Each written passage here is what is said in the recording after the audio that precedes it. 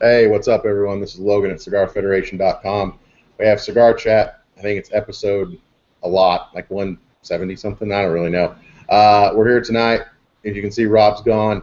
We have a very special guest. But before we get into our special guest, I did something different this week because Rob completely kind of just crapped the bed, and I couldn't get anyone else to come on.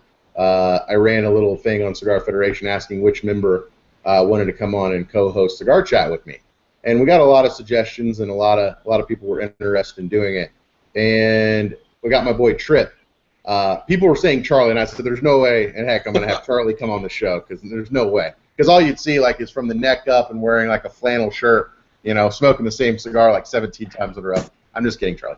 But we got Trip. So Trip, tell everyone who you are and what's up. Hey guys, I've been on Cigar Federation about a year, maybe a little more. I don't know. Gone on a couple safaris with these guys, and I work in the tech industry. Yeah. So that's Trip, everyone. And our guest tonight, we're mixing it up a little bit. We have Storm, who you probably know from CATS, Cigar Aficionado and Trades, as well as Cigars for Warriors. So, Storm, how's it shaking? How's it going on, man? Good, brother. How y'all doing tonight? We're doing pretty good. I don't know. I know Storm's you're still based in Lubbock, correct? Yes, sir. Is it raining a lot? Because it's been raining every day in Austin for the last week. We got about an hour of rain, but that's about it. Right. I wish we had a lot more than that.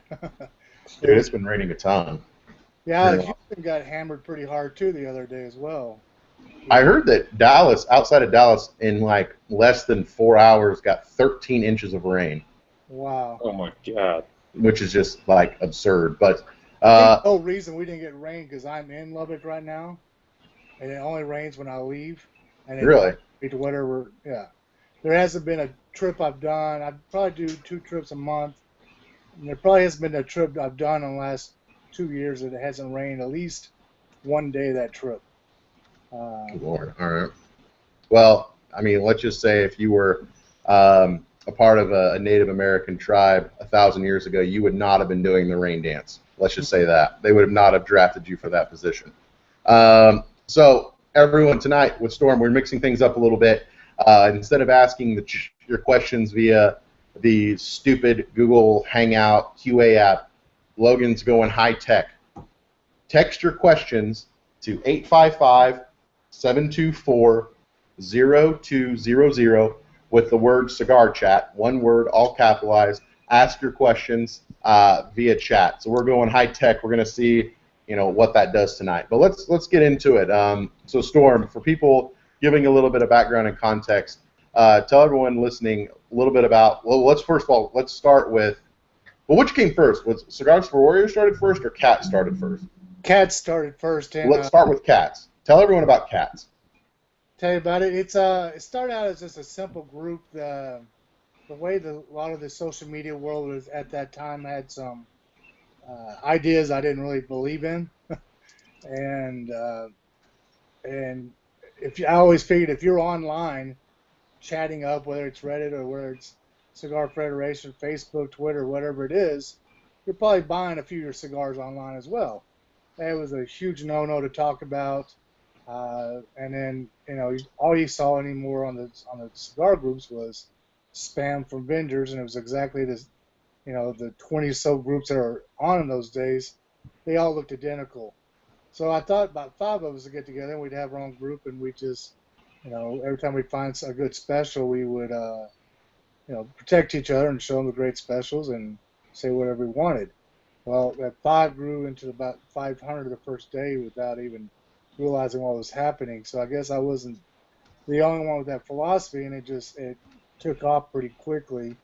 And the funny thing is, I probably was the least knowledgeable person about cigars on that group. Probably am still today. And it just became the whole philosophy, and I heard Brother the Leaf really took a real impact to me. And it was the closest thing I'd found since I medically retired out of the military to the brotherhood, the sisterhood, the camaraderie. And so I wanted to actually see it really happening.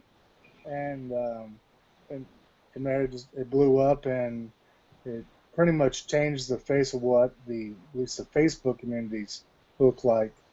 Um, so it's been pretty exciting. We love promoting new groups, new festivals going on, events. We don't have very much. We don't have any vendor spam as far as these sales that go on. Before you put a sale on, it has to be discussed first and make sure it's something truly special for the members of the community.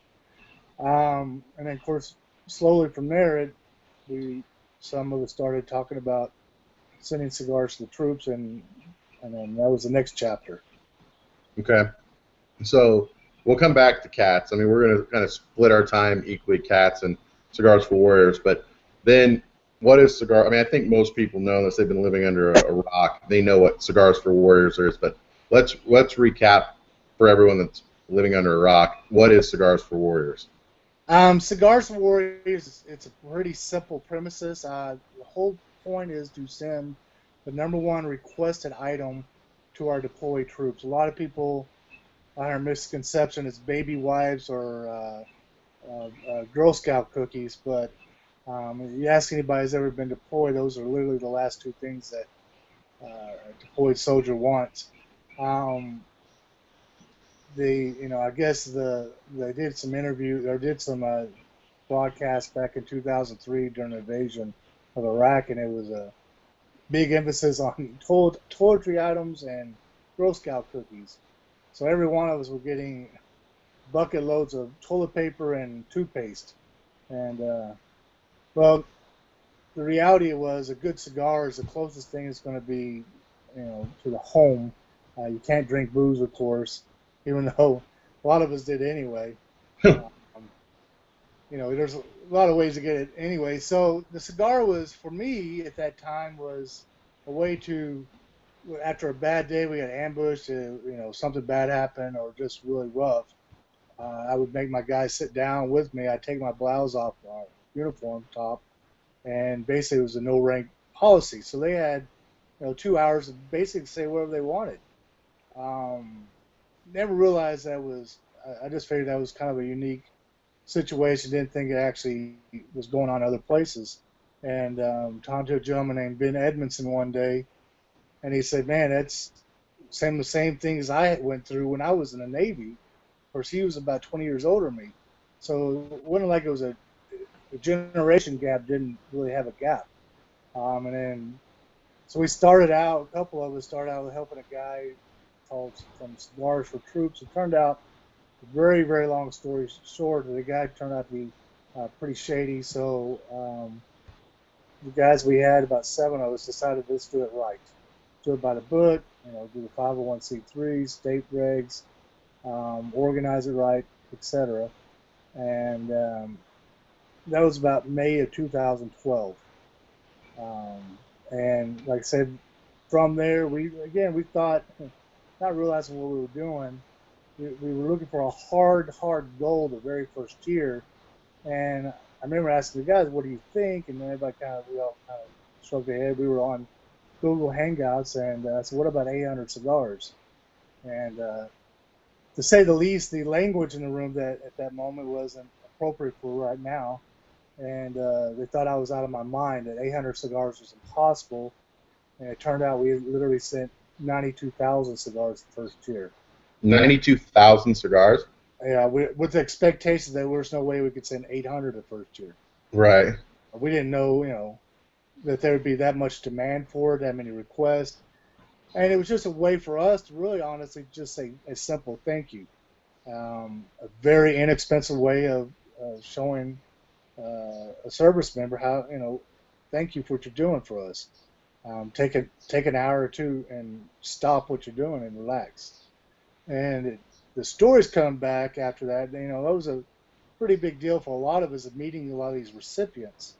And the stories and the high impact was so much further than we ever believed than what we were doing.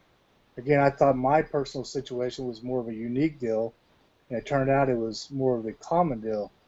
And of course, a lot of that, it was the timing.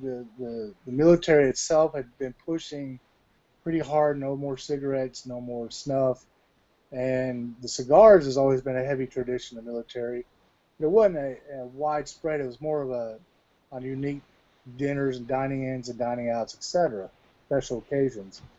Well, that became very quickly the thing to do to smoke a cigar, especially when considering that 90% of all service members at that time were deploying or had already been deployed, which is a significant number if you think about it.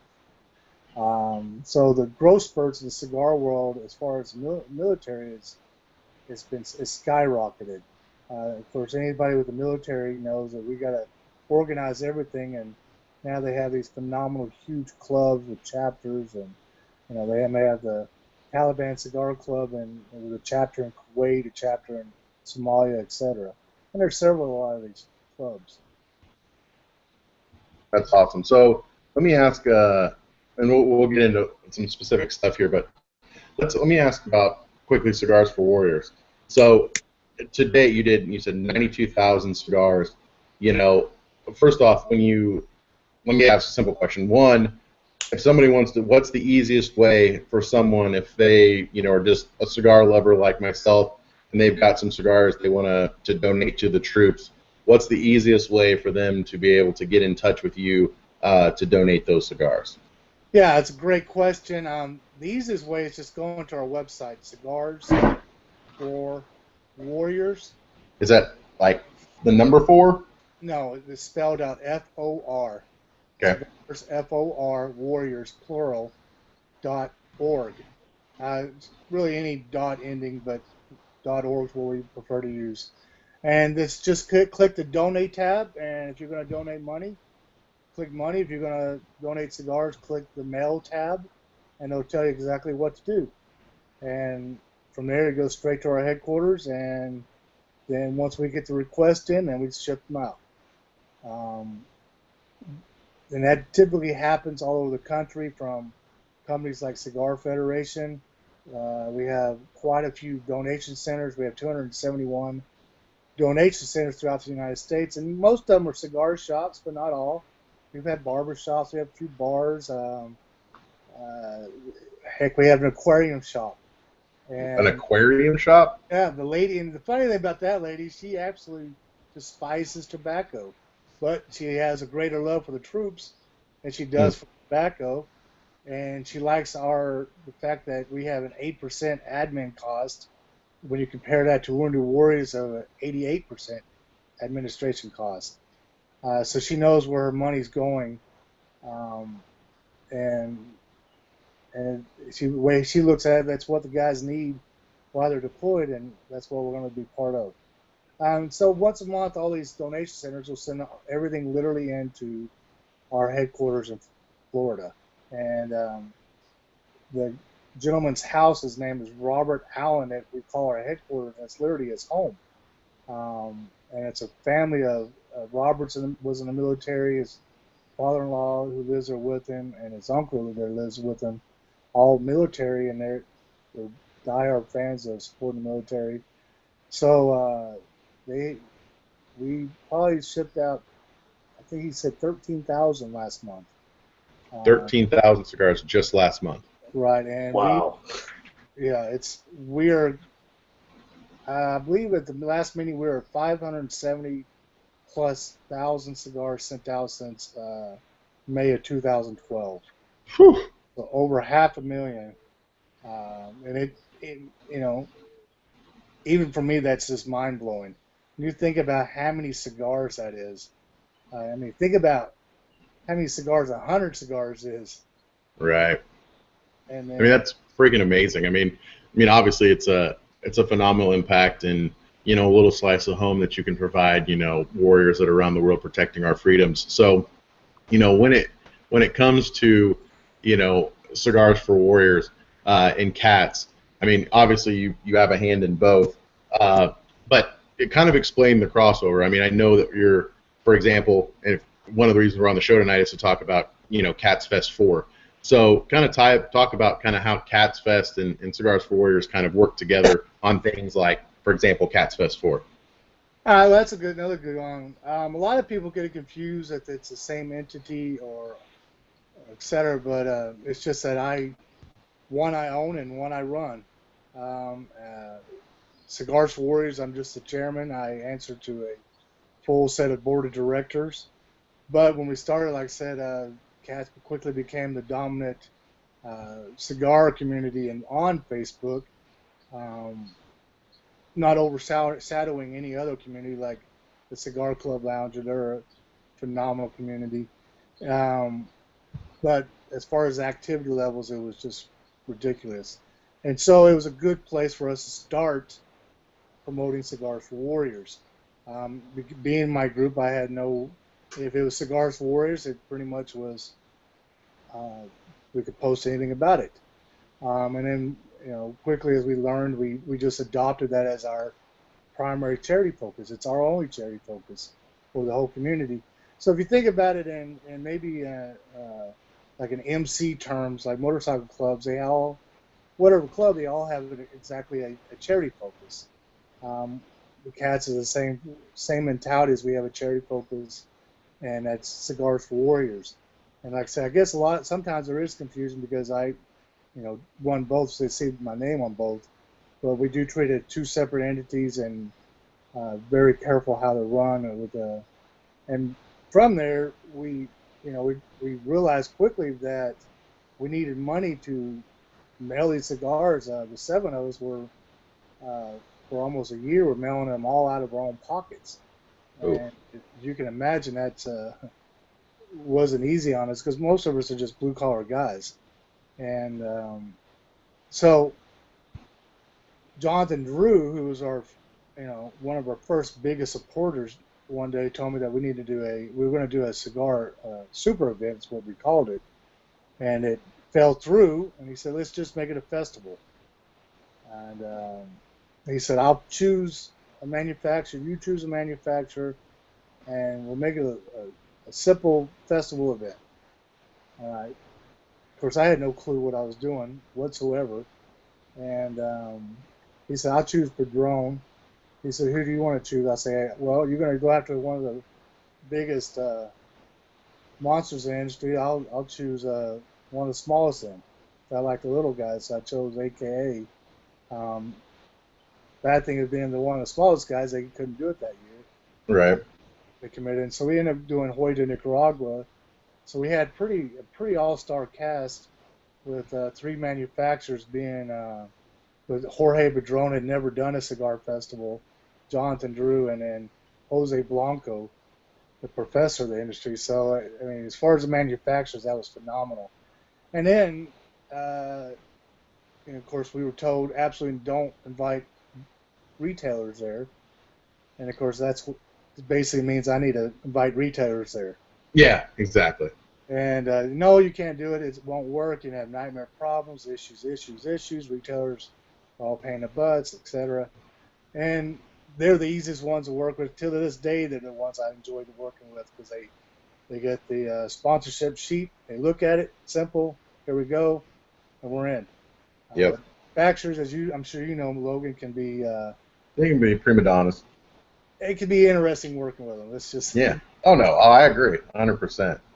So, tell everyone, Storm, real quick. Tell everyone about Cats Fest this year. The dates, and then a little bit about what the ticket gets you, where it is, and what people can expect. All right. Yeah, it's Cats Fest is, like I said, has grown up quite a bit from the 1 day event. Now it's three straight days. Technically, it's four because we have a pre-event. Every day people get there earlier and earlier. And so we try to find, go to a restaurant and have an evening out. So this year we're going to start at Redland Cigars with a Drew Estate event with Pedro and Ryan Polar. And then on Friday, and this is May 27th to the 29th, their actual dates. May 26th will be the event at Redlands. You go to Redlands and you get a free, they have a pretty neat house cigars, a barber pole, and they're going to give everybody one that has a ticket. And Drew Estate's going to do some pretty crazy discounts and specials. But then the main focus is on Friday night, May 27th, it starts out with the VIP dinner. The VIP dinners basically sit across people like Logan Lawler of Cigar Federation, Steve Saka, Jonathan Drew. Break bread with these guys. A chance that you maybe never get a chance to do. Pick their brains, visit with them, and have one of the best steak dinners you'll ever imagine having. Of course, with those guys, I don't ever promote the VIP just because it usually sells out pretty quick. And I'm more about saving people money. The VIP ticket is, of course, more expensive than general admission. And so people just buy the tickets not knowing what they're going to get. But basically, they know that they're going to get a pretty phenomenal goodie bag. We actually had some pretty neat stuff coming this year as well. It's even better than last year. And then from there, everybody goes back to the host hotel. We have a large parking lot party. And CZ Cigars is the host again for the second year. We have live bands. We have the Brandon Sprague Blues Band coming all the way in for Sturgis. They're one of the hottest local bands during Sturgis. And Miss Vaughn Boyd of Deadwood Tobacco, she wanted to sponsor them and let people who don't ever get a chance to go to Sturgis get a little bit of a taste of it. So they'll be playing on Friday and Saturday. And it's just, these guys, literally the party starts about 10 a.m. on Friday morning and doesn't stop. And of course, Saturday is the main day at the venue. It's at a rodeo company. And, That's Tejas, right? Yes, sir. Tejas Rodeo Company. And we started, we call it a cigar round just because we have so many events going on. It separates, and the cigar round is probably what most people would recognize as a normal cigar festival, the 4-hour block. The only thing we don't do is sell cigars because the main point of CATS Fest is, one, to get back to the consumers that support everybody, two, to showcase the sponsors that have been supporting CATS and or Cigars for Warriors, and lastly, and most importantly, is to give back to Cigars for Warriors. It's our biggest cigar drive of the year. Last year we raised just shy of 15,000 cigars. Lord. And we have pretty small numbers compared to most of the major festivals, meaning attendee-wise. And it's just a lot of love.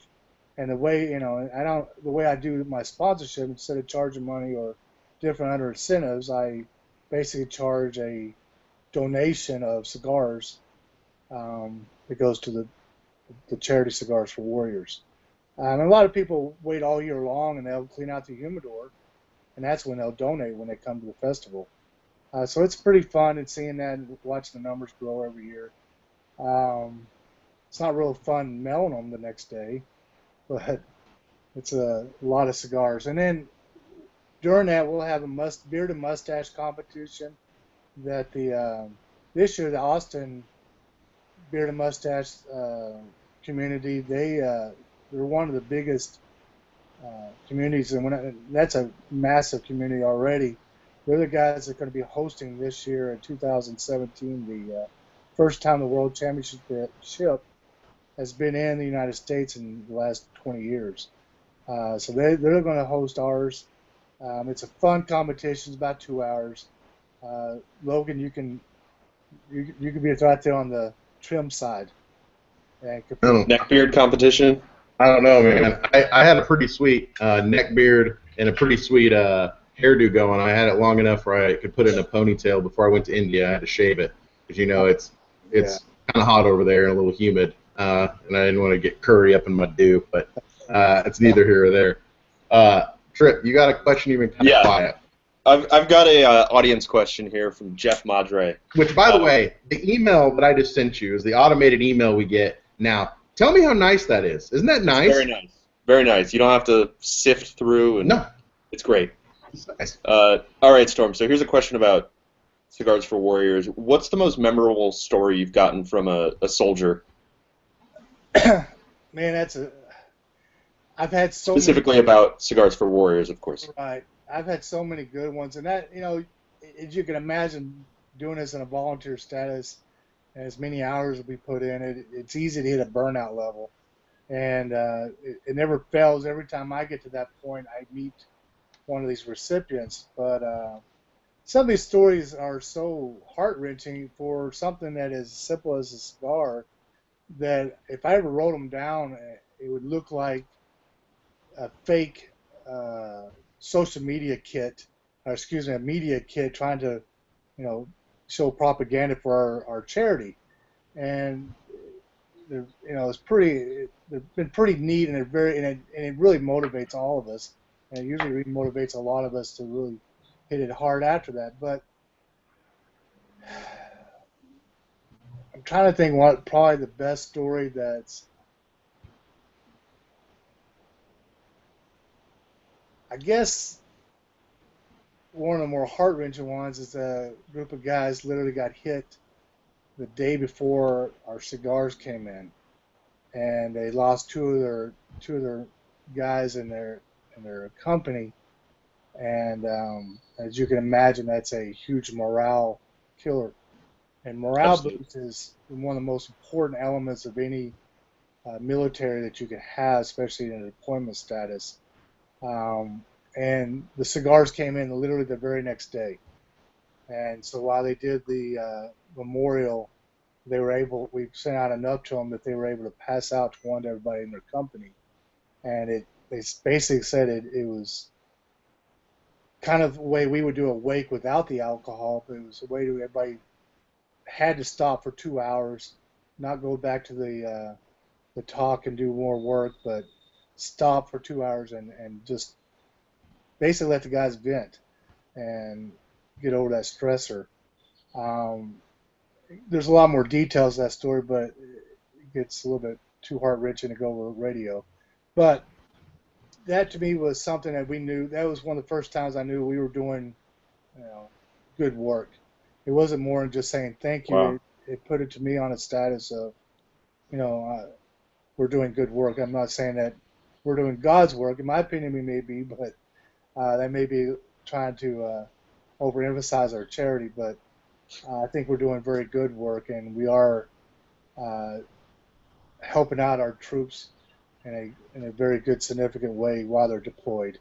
Yeah. Uh, and to me, that's the first stages of when they come home of helping them readdress things. Small stage, but it's a first stage. So, Awesome. Great question, Jeff. yeah, great question, Jeff.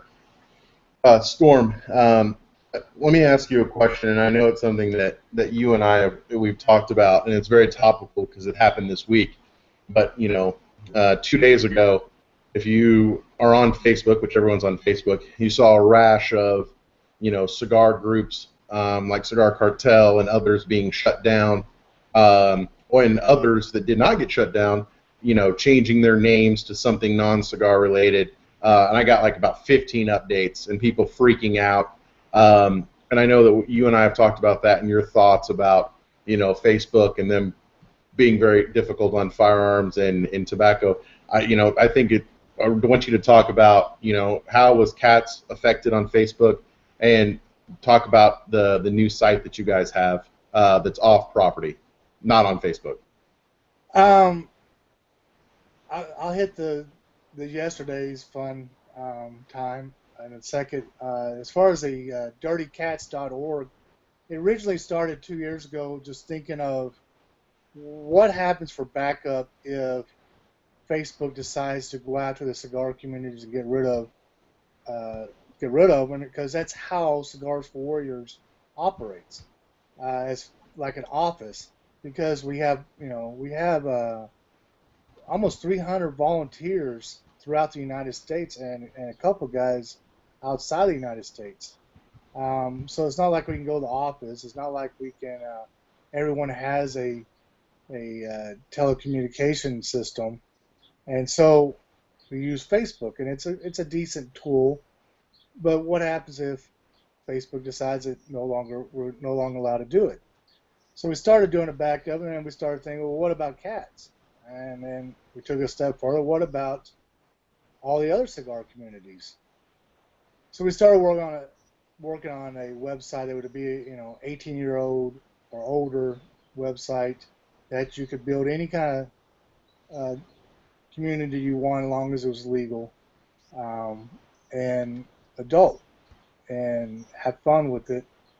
And we're still in beta. We have a lot of work still left. but we finally did go beta. And the goal is that, if Logan wants a chapter on our website as far as for Cigar Federation, he would be able to go on there and we'd be able to customize it, his group, into something that's different from everybody else's.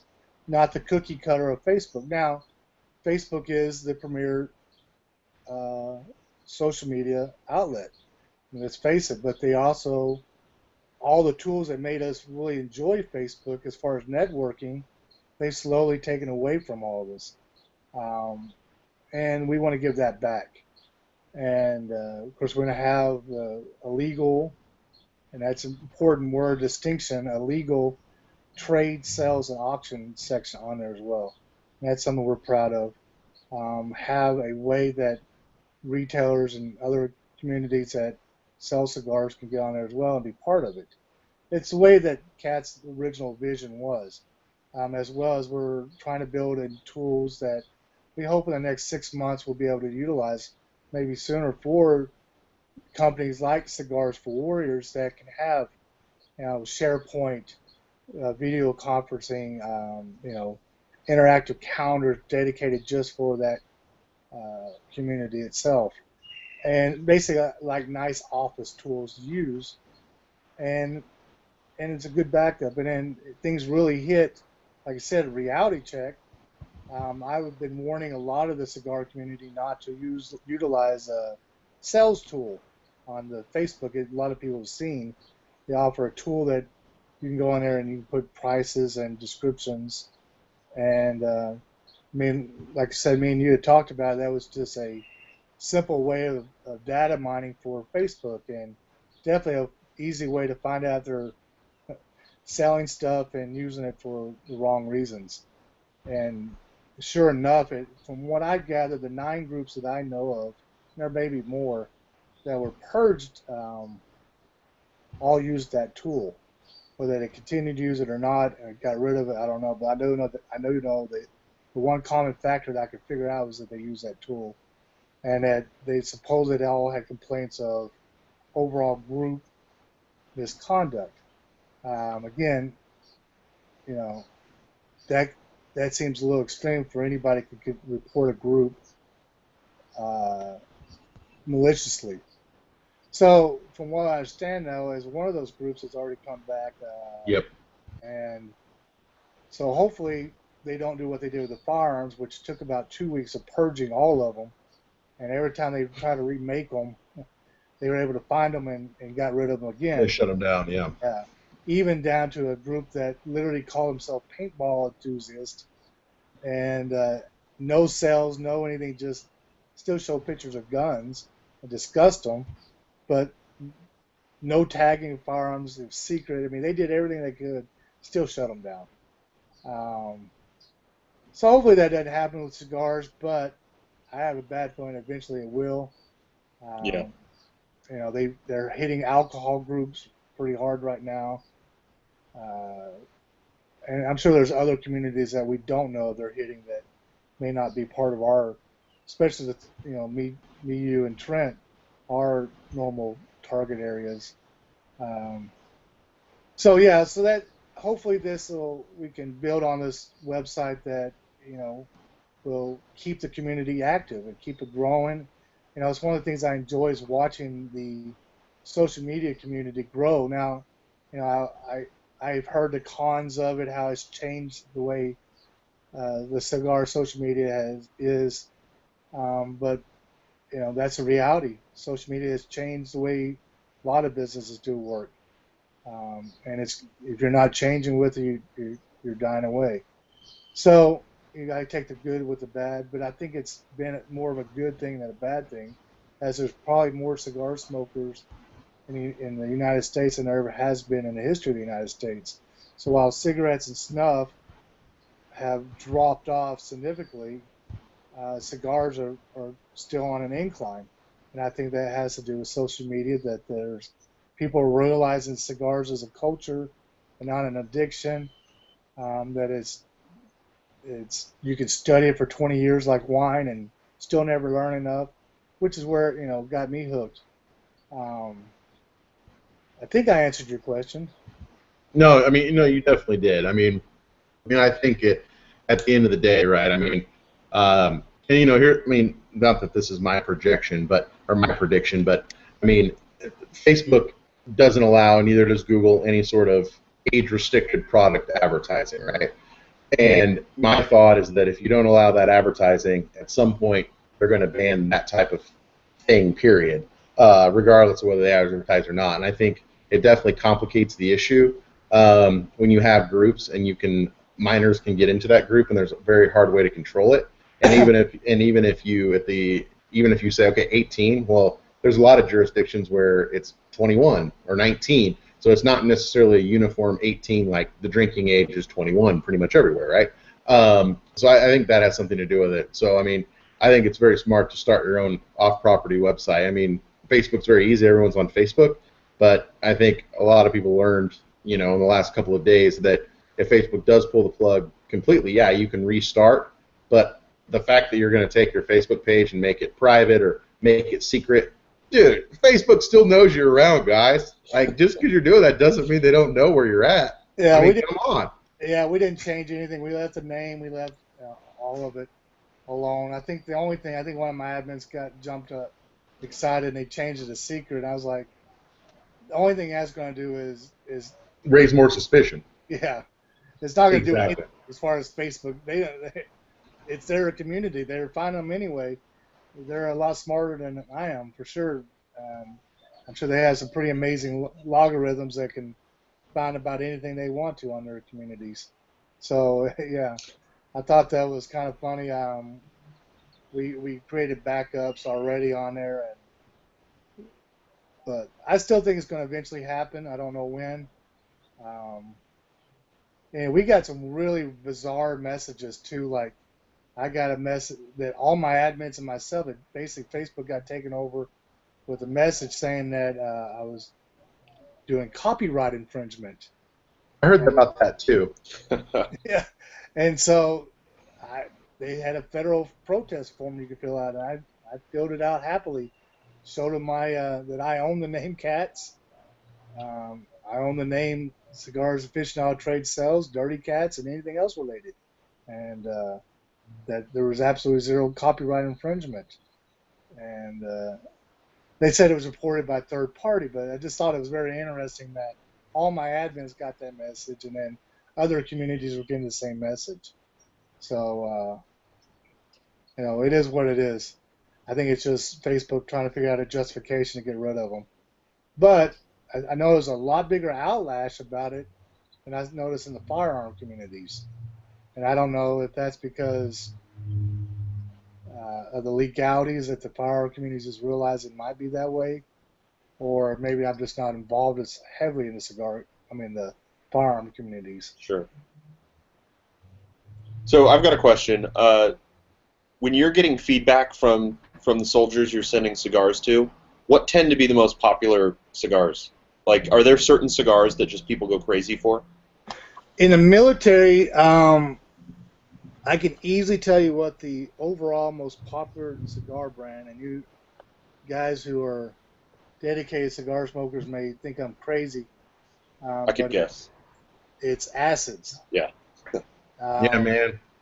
And I wish I could cuss on it. I tell you exactly what there's an overall saying we have is that people, I love infused cigars. I still smoke infused cigars. I smoke, regular traditional cigars, and people try to talk trash to me. I had one guy trying to tell me one day that I need to be an overall cigar smoker and just smoke traditional. And I looked at him. I said, "Do you realize that you just contradicted yourself?" I said, "In this conversation, I am the only overall cigar smoker. I'm smoking both infused and traditional." But in the military, the guys, their favorite saying is, "We love acids," and bikers and military guys love acids. People say, "Why?" Because they don't care what you think. They just enjoy what they enjoy. And but yeah, and the nice thing is the military cigar community is getting more and more educated. They're becoming just like all of us cigar geeks are. and you can, and I've noticed that in the last 4 years, that definitely a growth in the educational levels of the military guys. Yeah. Before I got on social media and started just messing with cigars, my experience was I walked into a cigar shop with military guys for an event and smoked a cigar and didn't have a clue what I was doing. Trying to smoke it like a cigarette. And of course, my cheap butt would go in there and see a cigar that's, a little Corona for $12 or a gigantic, 7x70 for $3. Guess which one I was going to buy? Oh yeah. Yeah. Oh yeah. And they try to smoke it like a cigarette and smoke it as fast as I could and just be miserable. Of course, you're a man in the military. You're not supposed to supposed to act like it's the greatest thing since sliced bread. And so it's really, really neat to see that the guys they're getting a lot more knowledgeable and truly, truly enjoying the cigar and realizing it's cool to ask questions. That was the other big thing. We asked about cats was, one of the reasons I started the group is I was still trying to learn, and I'd ask questions to get chewed out. Got ran off Reddit, got ran off, puff.com. For asking, like I remember asking a puff, I just got my first humidor. How do you season it? And basically told, if you don't know how to season it, you're in the wrong place. You need to go away. Oh really? Wow. Let's just say it was a lot worse than that. But like I said, we're on live radio, so I'm going to be gentle about the comments coming at me. And then you can imagine, Logan, back then I discovered online cigars. Holy cow, that was wow. And so I was going to share it. I was on a Drew Estate group, and I was like, hey, guys, I found Cubas for almost $10 cheaper for a 5-pack. Oh, dude, man. Oh, man, I bet that was ugly. I remember those days. 400 comments later, how I was the devil. And I had no clue that I was, that was even an unspoken rule. And of course, I support my local cigar shop. I'm still probably one of the biggest purchasers of cigars at my local shop. But guess what? He doesn't have every cigar I want. And that's the reality thing. I think that online cigars has made the industry what it is today. That it's true. As a manufacturer, Definitely. it's hard for those guys. I feel bad for them. But as a consumer, we're in the golden age of cigars because of online and social media. That you can't make a shoddy cigar anymore. You can't have lax construction and quality issues. You have to make the top of the line. And so my philosophy has been strong is there is no such thing as a bad premium cigar, just premium cigars I don't like. And I've been told a few negative things about that statement, but I'm a firm believer, and I'm also a firm believer that online cigars has given the rise of more cigar shops than anything else.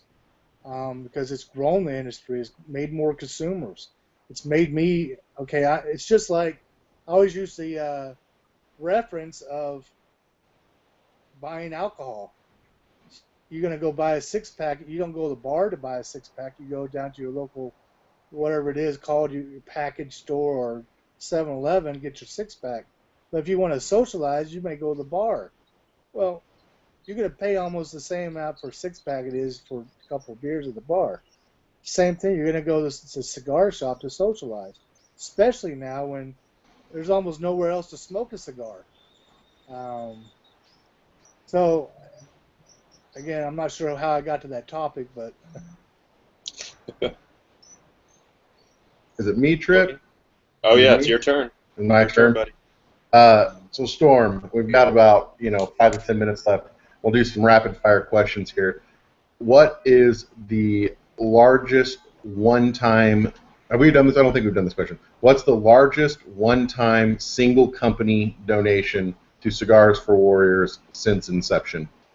Total amount of cigars. The large one-time cigar donation was 35,000 cigars, and that was December of last year.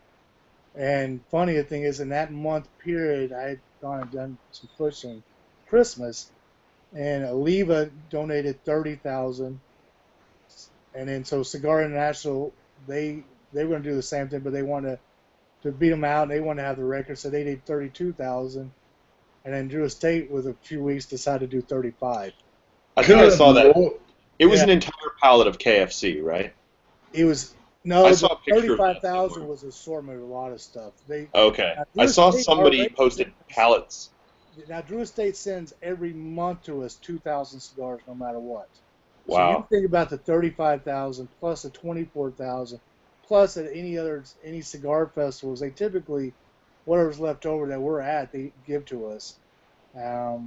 So last year they probably hit, I would say, close to 60,000 in 1 year by themselves. Good Lord. Poor Wow, that's Robert amazing. Allen,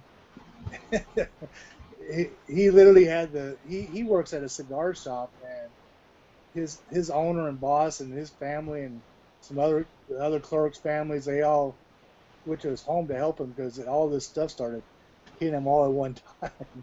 So you can imagine almost having 100,000 cigars at one point, which is just insane. And it seems like the better our donations get, though, the more and more the military is finding about us, and the requests are becoming more and more. So it's been a fine balance of just doing that and then trying to find the money. Of course, the last 4 months, our average has been $7,000 a month in shipping costs alone. Woo! So that's why, people ask, what do y'all need money for? Well, that's why we need money for. We don't have any paid salaries. None of us get expenses traveling. That's why, festivals like CATS Fest is important.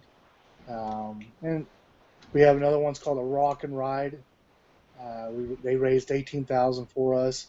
Thank you, USO, because they didn't like the fact they had a bikini contest at a bike ride. And so the guy that put it on said, "Hey, would you like a check between $15,000 and $18,000?" I said, "Yeah." He goes, "What do you think about bikini contest?" I said, "As long as I don't have to enter." Yeah, exactly. And I said, "If you want to enter it, you're gonna have to raise up a little bit more." And so, our big thing about Cigars for Warriors we're very proud of is that our statement is we're not a moral agency, we're an ethical agency. It's not our place to dictate other people's morals and what they think is right or wrong. If it's legal, it's legal. If it's not, it's not. And that's our philosophy.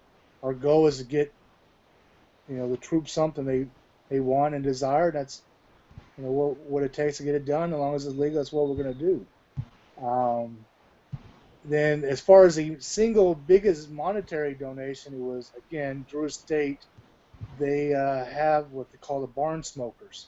Yep. And a lot of the money they raise, Jesse Flores of Subculture Studios, he builds special raffle prizes, and we'll go and we do raffles, and then they donate quite a big part of their sales to us. So last year at the second one, Jonathan Drew decided to raffle off a bottle of Pappy Van Winkle, which the Pappy family came to this barn smoker to meet us, and they donated a bottle of I want to say 20-year-old.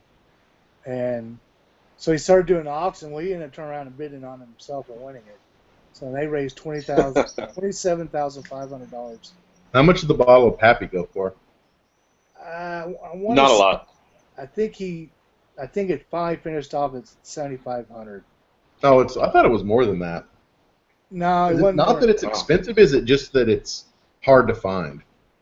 It is expensive, but I think for that bottle, if you were to be able to buy it, I think you were looking at $400 or $500. But you said it right. It's extremely hard to get. I've been on a list for 4 years now. I still haven't been able to get a bottle. Can I tell you a funny story about Jonathan Drew and Pappy Van Winkle? I'm going to tell a story, and I've never told it on air. And I hopefully Jonathan or Sam or Johnny Brook or anyone from DE is not listening. The last IPC, and I'm not a huge drinker, by the way. In college I did. I had a drunk alter ego, but I'm not a huge drinker now. So last year at IPCPR, we were having a meeting up in the top of the Drew Estate booth. It looks like, the Manhattan Bridge. And, it's Jonathan, it's me, it's a bunch of people from Drew Estate, and we're talking about a few things and projects and stuff. And Jonathan's like, dude, I want to like break out, I want to like go big time with this meeting. And he pops out a bottle of 25-year-old Pappy Van Winkle. I don't know what the hell it is. And everyone's like oohing and on over this bottle, right? And I'm like, yeah, John, that's awesome. Thanks, brother. So they pour a little bit for all of us, and like I'm drinking it, and it's like I have no appreciation of like good alcohol versus bad alcohol, and I'm drinking it, it's like okay and stuff, and I'm like, man, and if I drink hard liquor, I get really bad heartburn, so I was like, man, I gotta like water this thing down, and I had a Coke, and I started to pour the Coke in. I started to tip the Coke towards it, and then I realized what I was about to do, and I stopped. And luckily, no one drew it. I've told Sam this story, but I have not. I did not do it, and I realized what I did, and I was sitting right next to Jonathan, and I was thinking about how hard I would have got backhanded if somebody would have saw me do that. So I didn't do it, but I almost watered down some really expensive Pappy with a regular old Coke because Logan couldn't handle it. Did you like? Was everybody looking at you like? I imagine you starting to pour it and looking up, and everyone's just staring at you. No, because we were all just talking, right? And like people were talking, and I just kind of reached over because my glass is over here. I just kind of reached, and then I realized what I did, and I kind of looked around, and I stopped and made sure no one was looking. If they did, they didn't say anything. But most importantly, Jonathan didn't see, which is the most. Yeah, I think Jonathan knows that story. Definitely giving you crap over that.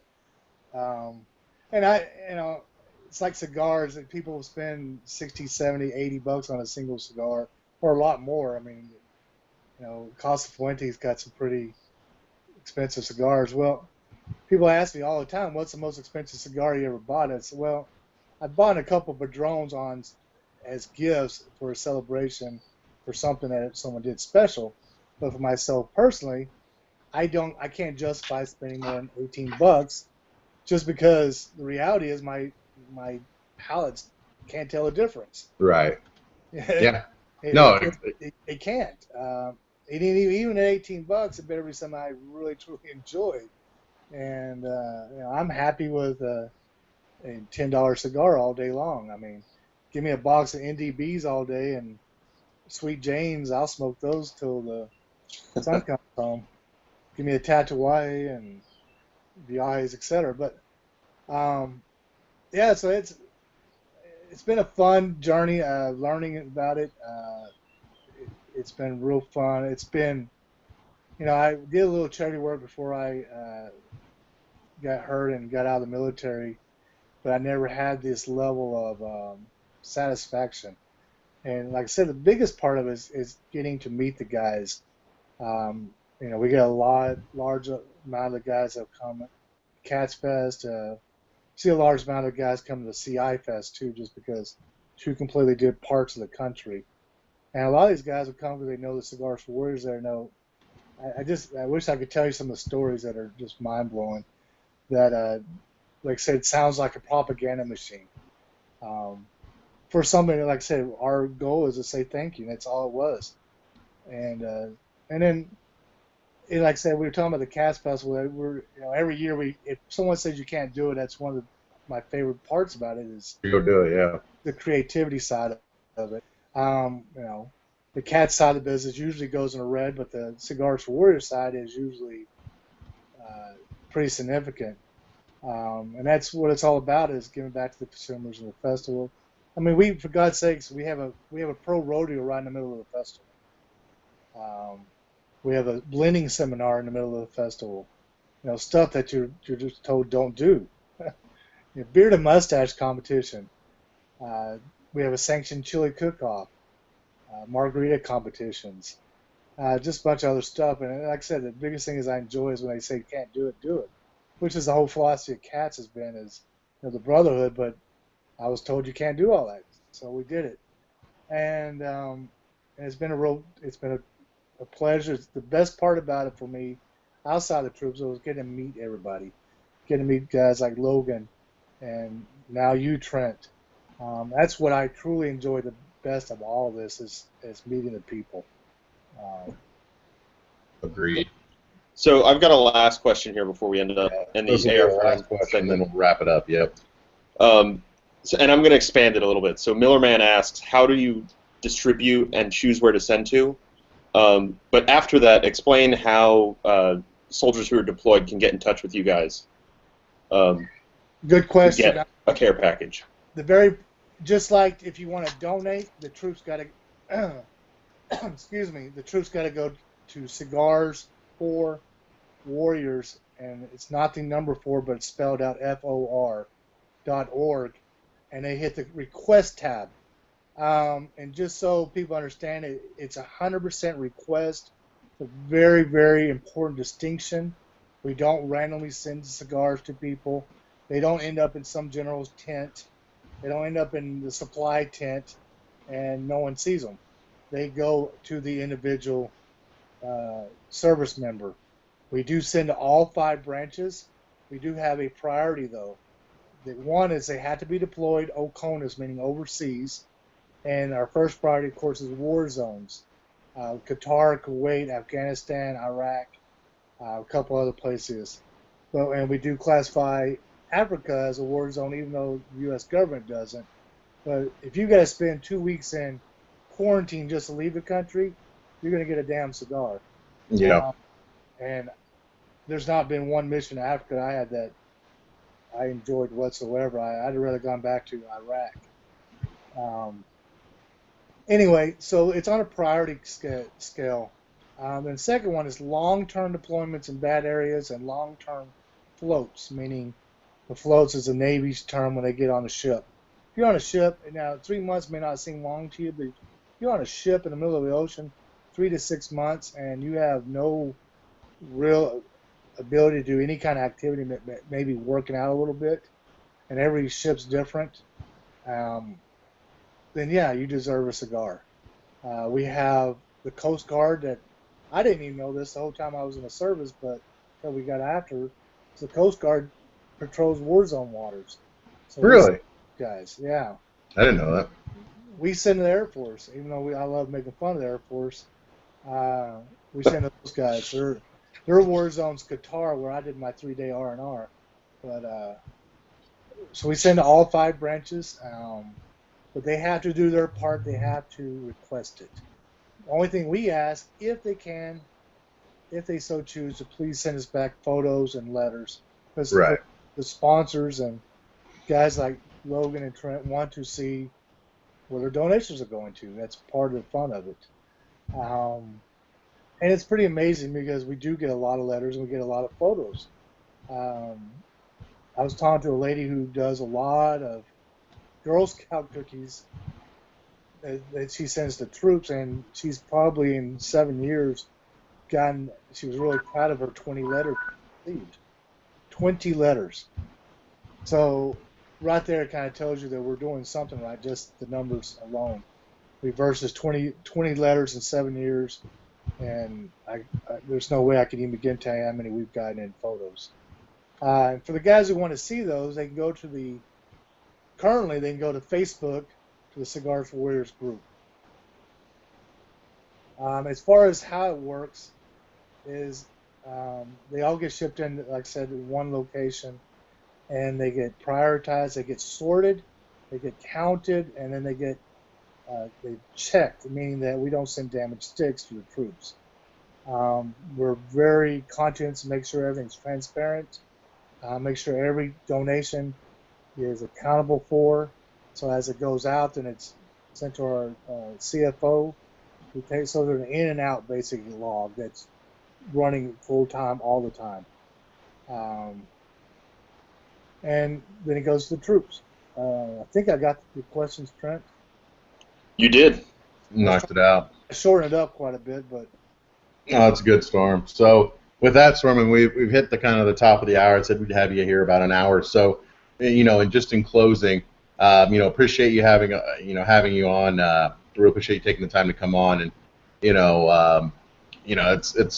I don't think I've ever told you this, but it's really awesome what you do and the time that you donate. Take care of our warriors and people that are overseas, protecting our freedoms.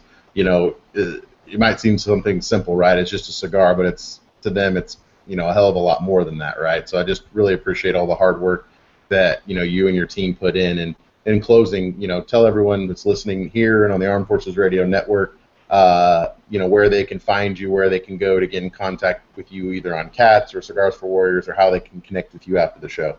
Yeah, if you want to connect to me directly, you can either get on Facebook, just look up Storm, and it sounds just like it is a bad weather. Just go to Storm Bowen, or you can send me an email to storm.bowen, BOEN, at cigarsforwarriors.net, net. Awesome. So Storm, like I said, really appreciate you coming on and chatting with us.